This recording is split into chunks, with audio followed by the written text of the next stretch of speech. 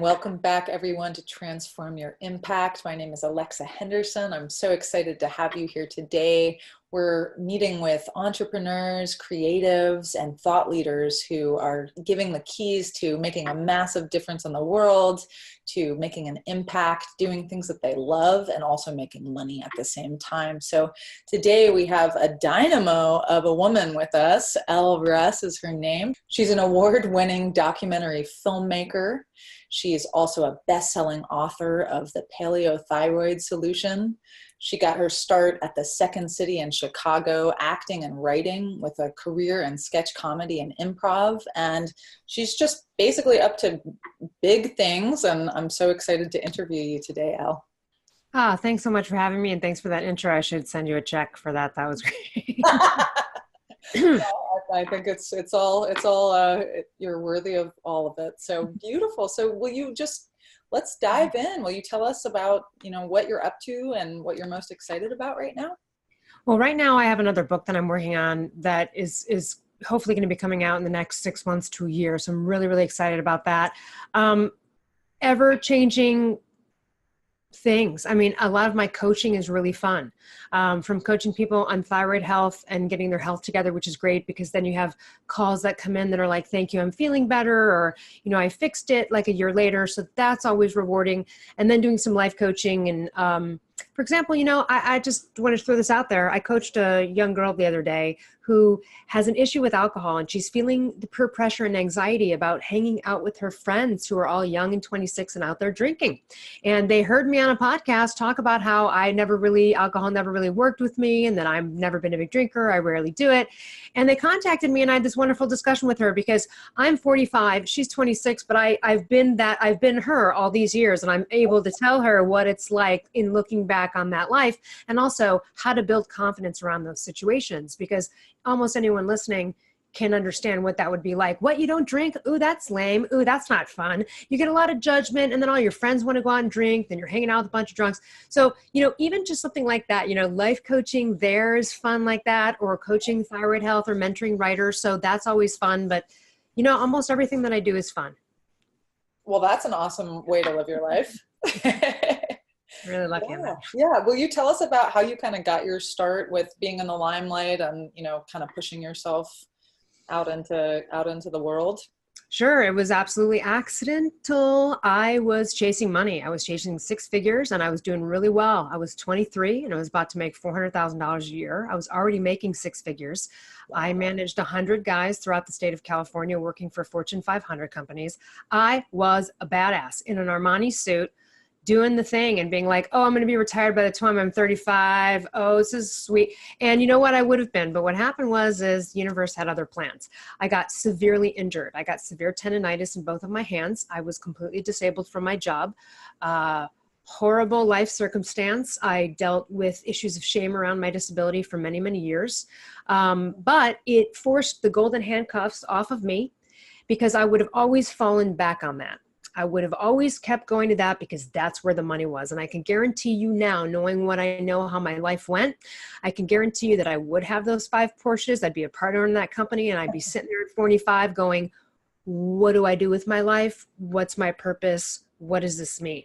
And I don't have that now. In fact, I'm extremely fulfilled.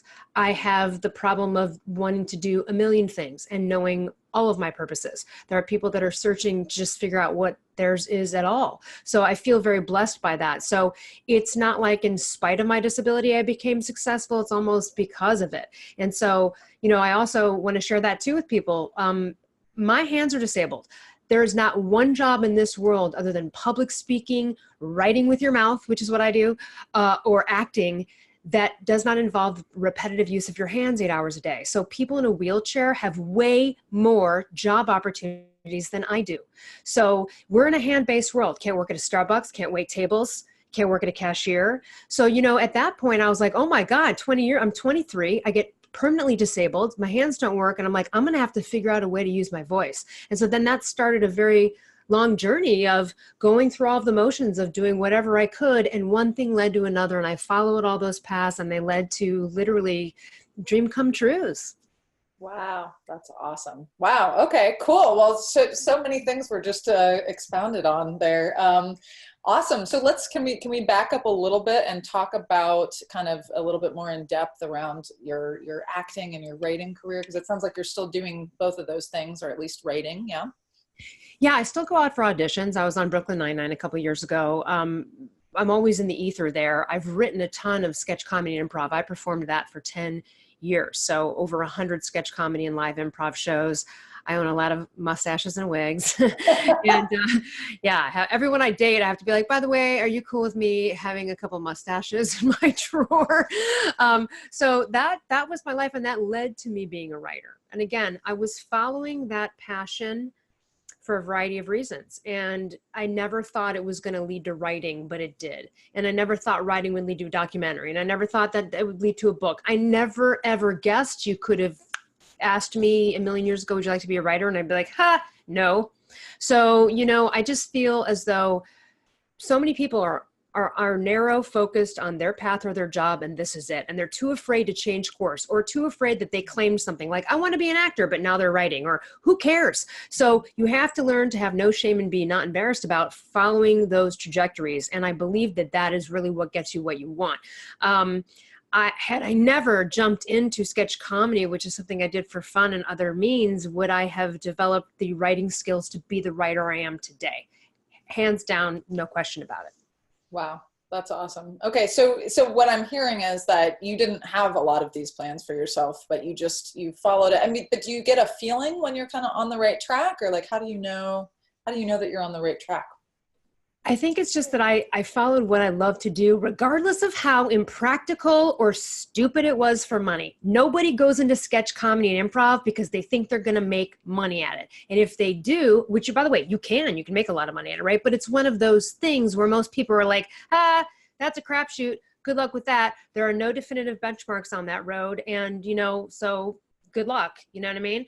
And that keeps people from pursuing something because they can't see how they can monetize it. And I'm here to tell you that I never was able to monetize my sketch comedy shows. We never got paid for those. In fact, we paid to be in the shows in terms of I had to go to the Goodwill and buy my costumes and pay the gas to get there, right? I mean, I participated in that free work because I loved it so much, and it led to other things that eventually brought me money. So you got to stop trying to figure out how you're going to make money and just enjoy the fun of doing the thing you want to do. And I don't care if you're a CEO right now and you're in accounting and you're making money and you're like, I'm never going to leave my job to become a quilter, whatever, go quilt, go needlepoint, do it anyway. Do it anyway. The money will follow. Passionate perseverance usually will equal money down the road. And that's what happened to me. So had I never achieved, and again, probably the fearlessness in achieving that is I had nothing to lose. My arms are already broken. I had nothing to fall back on. I really didn't have a choice. If I didn't make it using my voice, I don't know where I'd be,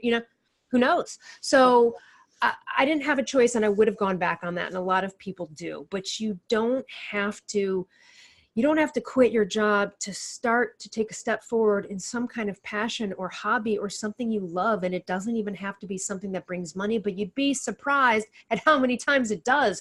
So many people who made a product or something just to help their neighbors or their, pregnant friends or whatever it was now have multi-million-dollar companies. So you've got to follow your passions regardless of how stupid and impractical the world thinks they are, period. Preach. That's awesome. Right. Awesome. So what do you do to keep yourself, I mean, because some of those times sound like they were challenging, right? And also you didn't necessarily know exactly where you were going. What do you do to manage your mind? Back when I first got injured, I did not know anything about intention or really spirituality. I just felt cursed. I was like, why me? Why did this happen to me? And, it wasn't until years later when I really started to open up to the work of the power of the subconscious mind and really the power of intention and the science behind that I started to really turn it around about 2007. And I started to manifest things into my life and realize that I wasn't a victim and that what I focused on, I got more of. And I really needed to change my mindset and the way I spoke about things and the stories I was telling about myself or about stuff out there. And so, I believe that it's like this. If you want to be an artist, you don't have to take an art class, but you're probably going to have to get some brushes, experiment, right? You may watch a YouTube video, maybe you'll read a book, maybe you watch a documentary, whatever, but there are other people who have been successful at it that can probably teach you something. So if you're not happy, you go read all the books that have written on happiness and see what these people have to say about the subject. And that's what I did.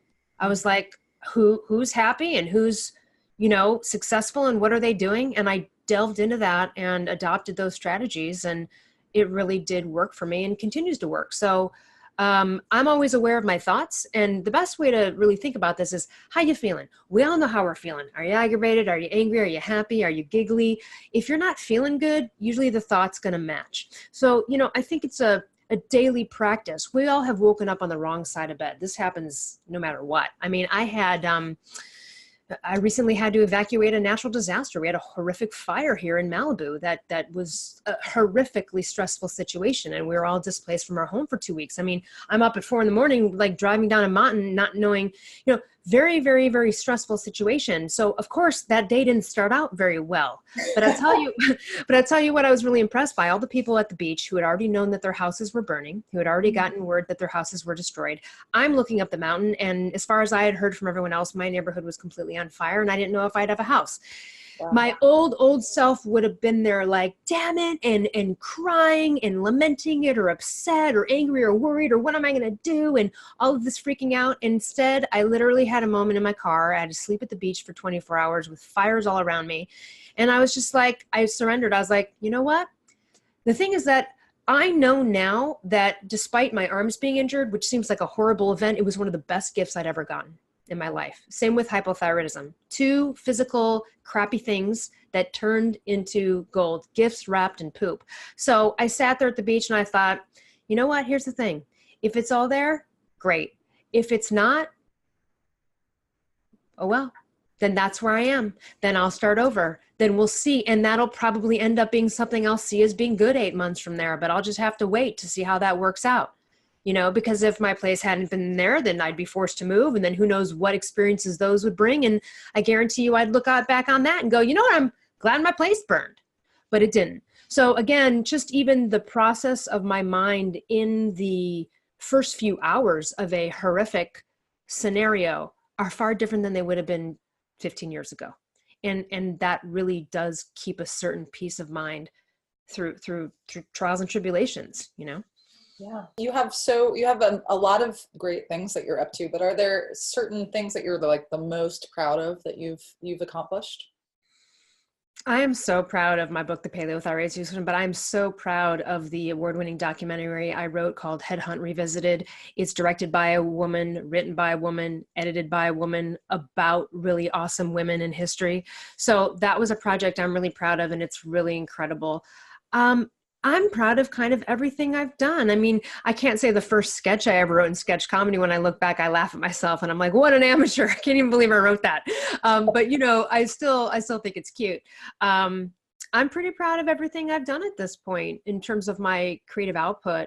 And I still am. I love the Primal Blueprint podcast. I'm so proud to every Monday kind of represent the Primal Blueprint brand. And if you guys don't know who that is, it's Mark Sisson. Yeah, let's hear about the Primal Blueprint. Sorry, I interrupt you there, but yes, tell us more about this. Yeah, it's okay. So Paleo Primal Living, essentially the kind of granddaddy of all of it is my boss / publisher, Mark Sisson. He's the New York Times bestselling author of the Keto Reset Diet and also a book called The Primal Blueprint. He just recently sold his company, our company, to Kraft Heinz for over $200 million. And he's such an inspiration because he was a personal trainer who was making $40,000 a year. There's pretty much a cap at that kind of job. You're not going to probably be making millions of dollars doing that, right? So he just kept trying and trying, different business avenues. And the one that finally hit that is associated with his book is called Primal Kitchen, which he just sold. And so I have this incredible mentor, who believes in me and also let me eventually host his very popular podcast. So I get to interview people in the health, wellness, mental, emotional fields. And this to me is such a joy because all of the people I just told you I read about how to be happy, how to manifest stuff. Now I'm at this level, I'm interviewing them. I'm like crying because I'm like, I get to interview Lisa Nichols and John Asseroff and people that I have benefited from that I listen to over and over again in the secret audiobook or some other positive, manifestation. Lynn McTaggart, she's one of my favorite authors. And for people that don't believe their science or think intention is BS, there's science behind it. There are scientific experiments that prove the validity of it. And she wrote a book called The Intention Experiment, one of my favorite books, because for people that need the scientific proof and don't buy it and are like, whatever, there is science. So and now I get to interview these people because of Mark's reputation, the reputation. So it's really come full circle from what we started off talking about in terms of how the mindset, the people that I love their mindset, I'm now interviewing. I just interviewed Ariel Ford for the second time in the past year. You can go to soulmate11.com. She's got free 75-minute webinars on how to manifest your soulmate. She wrote a great book called The Soulmate Secret. And her story is that she was a publisher, and she actually represented some of the biggest names like Eckhart Tolle and, Deepak Chopra. And she was in charge of all of their PR and publishing. And then she woke up at age 43 and she was like, oh my God, I forgot to get married. And so, I can relate to that. Yes. Yeah. Well, I'm 45 and I'm like, oh my God. And so she wrote a book called The Soulmate Secret. And it's an excellent book for anyone so she thought, let me use the law of attraction, manifestation, quantum physics principles that I used to be so successful and make all this money. And let me apply it to my love life. So I bring her up just because this is someone who I listen to and I love. And now I'm at the place where I actually get to interview them and speak with them and have these, wonderful conversations with. So I am so blessed. And again, I get to use my voice. Mark gave me that platform without even knowing I was injured, to be honest with you. It's not like he was doing me a favor because he felt bad for me. He actually didn't know until maybe about 6 years working for him that I even was injured at all. So, on the road, when I started this train, there are a lot of people that are like, I'm going to get a voiceover demo, whatever, or going to pursue acting. Good luck with that. And, you do get a lot of naysayers when you're a creative individual, and it doesn't matter what it is. Artist, here's what's funny about this. I always say this. You get a kid who tells their mother they want to be an opera singer, and the parents are like, oh boy, it's like, great. My kid wants to be a broke artist right. And the thing that's interesting is that most of elitist society, that's what they revel in most, is their symphony tickets and their second row to the opera. But yet, God forbid your daughter tells you she wants to be an opera singer. So, give the big bird on that one because, and so I've just learned that you have to have, especially when you're a creative person and you're pursuing these things that people kind of look at you sideways and go, good luck with that. I'll tell you a story. I have gotten so many objections to me being a writer. And one was I said to someone, they go, what do you do? I said, I'm a writer. And literally verbatim, this was their response. They said, okay, so are you like a real writer who makes money at it? Or are you just a writer who hangs out at Starbucks, but like has another job waiting tables or something? Oh, wow. And I said, oh, wow. Would you say that to a real estate agent? Would you say, do you just have your real estate agent? Do you actually make money selling homes? You just like live at home and live off your parents? And they go, well, I mean, that's different. I go, no, it's not. It's effing rude. And just because you said that, you just launched me to success. Thank you. Because my belief is that everyone who kind of negative naysays or pushes back against any of my dreams, I'm like, you just shot me to success because I'm going to prove you wrong. Not to prove you wrong, just because that's an a-hole thing to do. So people are in line to crap on your dreams, especially when they're creative. Or in general, you can say, I'm starting a new business. And your friend goes, ooh, 50% of new businesses fail. You should be careful. And my answer would be, really? Well, guess what? I'm going to be on the 50% of the side of the people that succeed. What? How did Nicole Kidman ever become the Academy Award winning woman she is? Because she started somewhere in a dumb commercial when I'm sure someone looked at her and was like, yeah, right. You want to be an actress. You have to start somewhere. So it does take a lot of confidence and perseverance and no justifications to really own that. And that takes a little time because it's a really harsh thing when people are judging you that way. And you're doing all these things that aren't initially making money. I have not gotten paid a dime for the documentary. Most documentary makers never make a dime. It might pay for the film. I didn't do it for that, but I tell you what, it increased my street credit to the ultimate degree. I now have a award-winning documentary I wrote. That was worth it. That will breed money. It's a long game. Okay. So, and the money that I agreed to get, even if they do make money, is nominal. And it took 10 years to make. I agreed to that thing 10 years ago and now it's complete. You can get it on DVD. It's wonderful. But again, had I been thinking about money, so as a creative person, oftentimes you are working for free until, or you may have to still work for free because you know that's going to open up a door so that is a lot. And that's a lot because it might take a while till someone actually pays you for it. Yeah, totally true. So what do you do in the meantime? If you're just like getting your start and your passion project or whatever, it takes a while to yield money. What do you do in the meantime? You hustle, obviously, but what did you do? Well, I think it's like this. Let's say you're a painter. No one's going to come to your house and ask you if you're, what kind of art you have. You have to be your own salesperson. And this is something that every creative person has to learn. So show business. Show business. The people that I know that are most successful in this industry were people that actually came from a business background to some degree, or were in business or the corporate world and then decided to be a creative. And I understand why. Usually, and this is just my assessment, a lot of actors and people wait tables. And when you wait tables, you are in a position of being crapped on by the whole universe. And you have to say yes to everybody, and the customer's always right. You become someone that is a shell of really probably who you are or want to be on the outside. And that beats you down after a while, and that doesn't really breed a lot of confidence sometimes. And so I think the people who came from a business background, who were treated differently, not micromanaged, didn't have to get crapped on by people without recourse, then, they're a little bit more confident walking into a room of producers and writers. So I feel like that's something I've witnessed. And in general, you just have to sell yourself. You have to be willing to hustle. No one's going to do it for you. No agent is going to do it for you. You do casting director workshops. You can, I can't tell you how many people, for my book, despite having the platform of Primal Blueprint behind me, I did all of my own PR. In fact, authors nowadays, the publishing company, they don't do anything. And that's just, they expect you to do it. So how did I get myself on 50, 100 plus podcasts and interviews? I hustled. I wrote those emails. I pitched myself, and I kept pitching. When I got evaded or contact me in 6 months, guess what? You got another pitch in 6 months. You got to keep going. So you have to understand that perseverance is part of this too. And the most confident, the ones that persevere the most, usually will end up prevailing. Can you talk to me a little bit about your coaching and your mentorship of other people in the creative spaces? Sure. This is one thing I really, really love to do. Fortunately, I was taught by an amazing guy named Travis Oates on how to write sketch comedy when I was at a comedy theater called Acme Comedy Theater in Los Angeles.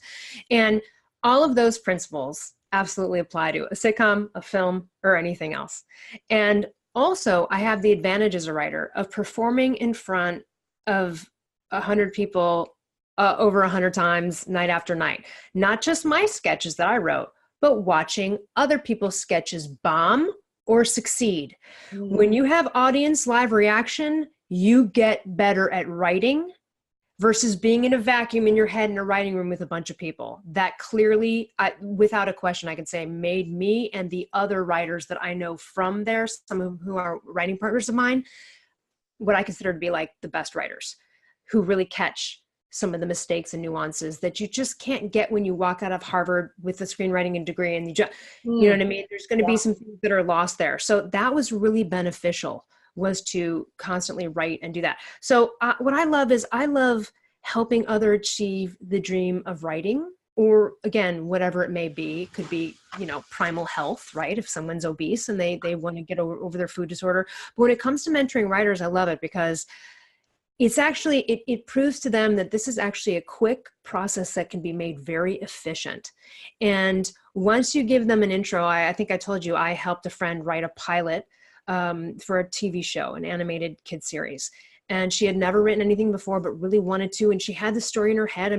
This was her world she had created. She just needed guidance. And we wrote an incredible pilot in 10 days. And it was 2 hours a day. That was it. Wow. That's nothing, you guys. That's really nothing. I just interviewed a guy, Tony Gaskins Jr., who's written like several books. The guy's 35 years old. He wrote his last book in 5 days and admitted that. He goes, I wrote this book in 5 days. I was like, even when people would write a book in 5 days, they probably wouldn't admit it, because they want to give the illusion that it took them long and they worked hard on it. But I kind of like the fact that he was like, I wrote it in 5 days. So I wasn't surprised by that when he said that, because I've written things in that short of time. So I've written my first screenplay I ever wrote, I wrote in a week with a friend of mine. We were just like, let's get the screenwriter's Bible. We've never done this. Let's just focus and figure this out. We locked out a week. We went to Solvang, California, nearby, like a couple hours away, got a cheap hotel room, and we just hunkered down and we mastered it. And so with great focus and a good mentor, you can complete something and then also learn how to do it on your own the next time. What's great about it is it's not just, there were too many times when I could have said what the dialogue should be or throw out that, but I don't like to enable people. I want to teach them how to come up with it themselves. So instead of me going, well, this would sound better, I would be like, all right, well, hold on a second. What would make the point of this? Or what are we trying to achieve? I want them to come to the conclusions. Do you know what I mean? It was almost like most people, they have the answers. They just need to be guided and opened up. And so it's really a wonderful thing when people then accomplish a piece of writing of some kind. It doesn't matter if it's a book or an article or even a resume. People are like, oh, the sense of accomplishment and feeling good. Like, I got this done. I did this myself. I did this, even though, of course, I'm there to help. That brings me so much joy, because usually it's the creative endeavors that really fill people's souls. So when you're able to help them do that, it's really meaningful. Amazing. So what would you say the one thing, if you could pass on a piece of advice that's really transformed your impact the most, what would you say that would be? Transform my impact on the world? Yeah. I mean, gosh, so many things are attributed to that. I would say that if I could impart on anybody something that they need to hone in a skill or a characteristic, it would be confidence, inner confidence. It's not the outward confidence. Outward confidence is sometimes people that aren't confident. You can go out there and you can give a speech and be that guy in the room, and you're at the party and you can be the most insecure piece of garbage on the inside. So that's not confidence. Sometimes confident people are the quietest person in that room. They're just okay being themselves, staring at the other guests. No one's worried about them. They don't feel alone or shy or weird or awkward. Gaining confidence in oneself is going to be the master to any career you pursue, because confident people ask for what they want. They usually get what they want. They stand up for themselves. They speak up.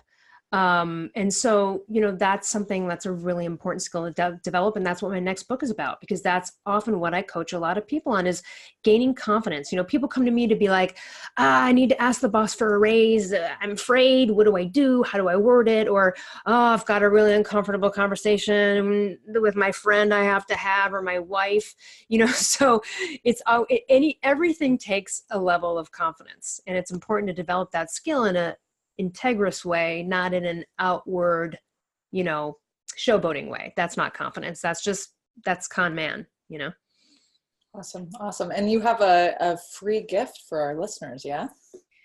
Yeah. I'm not sure which one I offered. I have two. Let me look on what we put. I mean, I think it's the journal, right? I think it's the journal. Yes, yeah. So Mark Sisson wrote a primal, like N=1 experiment journal. So if anyone's interested in like getting on their health back in order, and kind of, resetting that, and just sort of still the beginning of the year-ish in a way. So this is like a really great journal to guide you to get healthier and move along that path. Beautiful. Oh my gosh. Thank you so much, Elle. I'm loving how you tie all the business stuff, the mindset stuff, the creative stuff together. Really valuable tools that you're passing on. Thank you. Thank you. And also, I do want to mention I have a free gift in general for the world, which is if you are suffering with a thyroid issue, just go to my website, elleruss.com. It's a free thyroid guide.